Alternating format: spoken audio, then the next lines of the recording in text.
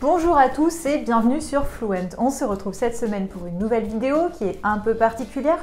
On va parler du fait de parler anglais pour apprendre une troisième langue ou une quatrième langue. Quels sont les avantages de la maîtrise de l'anglais lorsqu'on veut apprendre une autre langue? Et en parallèle, est-ce qu'il n'y aurait pas aussi des inconvénients? On va tâcher d'expliquer ça et de découvrir la réponse dans cette vidéo. Alors on commence par un peu d'histoire. L'anglais aujourd'hui, c'est la langue véhiculaire numéro 1 dans le monde. Ça veut dire que tous ces locuteurs n'ont pas forcément l'anglais comme langue maternelle, mais en revanche, voilà, c'est la langue la plus parlée. Elle a même en 2020 du coup supplanté le mandarin. Il faut savoir qu'avant l'anglais, il y avait une autre langue véhiculaire extrêmement importante et c'était notre bon vieux français. Et le français était la langue de la raison, grâce au siècle des Lumières. C'était aussi la langue de la diplomatie et c'était la langue des cours royales un peu partout en Europe et jusqu'en Russie. Ce qui est amusant aussi à noter, c'est qu'à l'époque, quand on parlait français au sein de toutes ces cours royales, etc., et que le français était une langue extrêmement développée de par le monde, eh bien en France, on ne le parlait pas tant que ça. C'est-à-dire que les gens, autrefois, parlaient bien plus le patois que le français et rares étaient les locuteurs natifs du français. Voilà, on clôt la parenthèse historique et on revient à notre sujet. Revenons donc à l'anglais. Qu'est-ce que ça nous apporte à nous qui souhaitons apprendre une langue étrangère de maîtriser l'anglais? Eh bien, il y a plusieurs choses que vous allez pouvoir faire si vous parlez anglais que vous ne pourrez pas faire dans d'autres circonstances ou bien que vous pourrez faire un petit peu plus difficilement. La première, évidemment, c'est que vous parlez déjà une langue étrangère, donc vous avez la notion, vous avez de l'expérience, vous savez ce que c'est que d'apprendre une langue qui n'a pas du tout les mêmes constructions que le français au niveau grammatical. Vous savez aussi comment se passe le processus d'apprentissage d'une langue, donc évidemment, vous allez déjà être favorisé, vous aurez un point de comparaison, etc. La deuxième chose, à mon sens, c'est que vous allez accéder plus facilement à des ressources en ligne pour avoir des informations sur les langues que vous souhaitez apprendre. C'est-à-dire que vous allez parfois souhaiter apprendre une langue qui est assez rare ou que les francophones parlent très peu ou à laquelle ils s'intéressent peu. Et donc vous aurez évidemment des chances doublées, voire triplées, quadruplées de trouver des ressources en ligne concernant ces langues-là. C'est-à-dire que, évidemment, étant donné qu'il y a beaucoup plus de locuteurs anglophones que francophones, la plupart du temps, vous allez avoir plus d'informations et plus de références en anglais. Donc déjà, au niveau des ressources, vous allez avoir par exemple les séries qui sont en principe traduites d'abord en anglais, puis ensuite en français. Donc vous allez avoir accès peut-être à plus de séries dans votre langue cible si vous êtes capable de lire les sous-titres en anglais. Vous allez aussi pouvoir poser des questions, par exemple sur une appli comme HiNative dont j'ai parlé il y a quelques temps. Vous allez pouvoir poser des questions en anglais et avoir plus de chances d'obtenir la réponse. Si on prend le cas du coréen, moi lorsque je pose une question sur HiNative en français et que j'ai un certain nombre de réponses qui s'affichent, eh bien je vais en avoir 10 fois plus si je pose ma question en anglais. Donc là, encore une fois, c'est intéressant. Évidemment, lorsqu'il va s'agir de rechercher aussi un partenaire linguistique, que ce soit sur une application ou ailleurs, vous allez trouver plus facilement des partenaires anglophones, du moins, qui cherchent à apprendre l'anglais que des partenaires qui cherchent à apprendre le français. Donc, en étant anglophone, vous doublez vos chances de trouver des partenaires linguistiques avec lesquels vous pourrez pratiquer votre langue cible. Alors effectivement, on voit que les locuteurs anglophones ont quand même un certain avantage sur les autres et sur ceux qui ont uniquement le français en main pour apprendre une langue. Mais ce n'est pas exclusif et sachez qu'évidemment, vous pouvez quand même apprendre une langue si vous ne parlez que français. Ce n'est pas un problème. C'est juste que vous aurez accès peut-être à moins de ressources et que vous aurez un peu moins de possibilités. Mais rassurez-vous, les possibilités existent si vous savez chercher. Maintenant, on va se pencher aussi sur les pièges et les problèmes dans lesquels on peut tomber lorsqu'on est anglophone et qu'on veut apprendre une nouvelle langue. Alors le plus grand piège évidemment, c'est que lorsque vous êtes anglophone et que vous pratiquez la conversation avec des locuteurs de votre langue cible, eh bien par flemme ou par timidité ou par facilité, vous allez facilement avoir recours à l'anglais. Vous allez vous servir de l'anglais comme béquille pour parler avec vos partenaires linguistiques, sachant que eux, en plus, la plupart du temps, ils vont vouloir parler anglais. Attention, c'est un piège dans lequel on peut tomber en français aussi.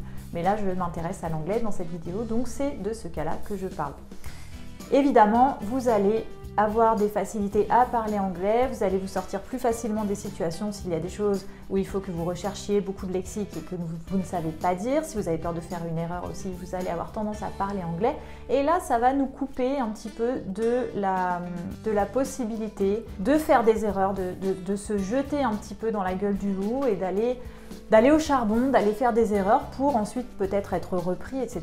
et avancer. Parce que j'ai déjà dit plusieurs fois, et c'est ce qu'on a vu aussi avec Alex la semaine dernière, les erreurs vous permettent d'avancer. Donc si vous, évidemment, vous remplacez à chaque fois l'anglais, votre langue cible par l'anglais lorsque vous avez peur de commettre une erreur, eh bien vous vous retirez des chances de connaître la bonne tournure et surtout de la retenir. Donc ça, c'est dommage. En plus, quand on commence à parler avec un partenaire linguistique depuis un moment, qu'on a fait un peu connaissance, on a parfois peur que si on ne dit pas suffisamment de choses intéressantes, eh bien il se désintéresse de notre conversation ou que nous, on s'en désintéresse aussi parce qu'on n'a pas suffisamment de choses à dire ou on parle un peu trop bébé ou un peu trop simplement pour pouvoir exprimer des choses complexes et parler de sujets profonds.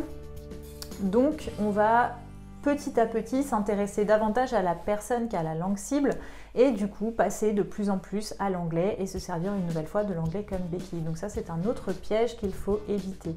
N'hésitez pas de temps en temps à switcher si vous avez envie de dire quelque chose en particulier, mais surtout essayez de limiter l'anglais. Mais ça, on va voir ça après. C'est comme lorsqu'on se retrouve dans un pays, on voyage dans un pays et on n'essaie pas suffisamment de parler la langue cible parce qu'on a peur de ne pas être compris, etc. Donc on va plus facilement employer l'anglais parce que en tant que locuteur anglophone, on nous a toujours mis dans la tête dès très tôt à l'école que grâce à l'anglais, on pourrait se débrouiller n'importe où. Et c'est vrai, même si dans un pays où on va aller en voyage, tout le monde ne parle pas forcément anglais, mais on va quand même toujours réussir un petit peu à se débrouiller grâce à l'anglais. Donc on va se dire, pas besoin de parler ma langue cible, de toute façon en anglais on me comprend. Et ça, c'est un nouveau piège.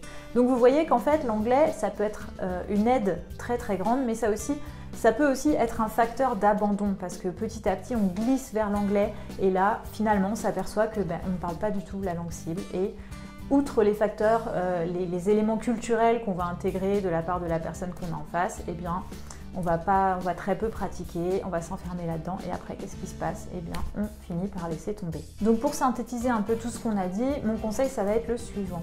Utilisez l'anglais à fond lorsque vous faites des recherches, lorsque vous êtes à la recherche de ressources, d'explications grammaticales, de vocabulaire, etc. Allez-y avec l'anglais.